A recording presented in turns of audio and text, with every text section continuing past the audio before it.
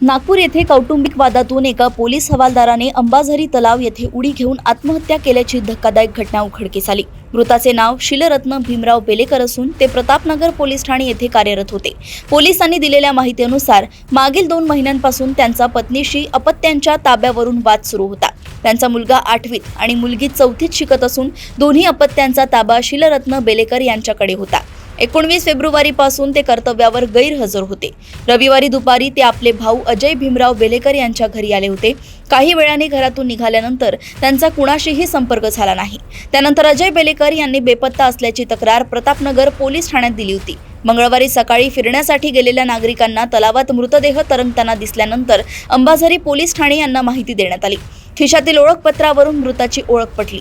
या घटनेमुळे पोलीस दलात तीव्र हळहळ व्यक्त होत असून सततची ड्युटी, वाढता कामाचा ताण, अपुरी विश्रांती आणि कौटुंबिक जबाबदाऱ्या यामुळे पोलीस कर्मचाऱ्यांवर मानसिक तणाव वाढत असल्याचा प्रश्न पुन्हा ऐरणीवर आलाय। राज्यात सुरू असलेल्या पोलीस भरती प्रक्रियेच्या पार्श्वभूमीवर एका कार्यरत पोलीस हवालदाराने आत्महत्या केल्याने कर्मचाऱ्यांसाठी समुपदेशन, तणावमुक्ती उपक्रम आणि मानसिक आरोग्य सहाय्य व्यवस्था अधिक प्रभावी करण्याची गरज अधोरेखित होत आहे।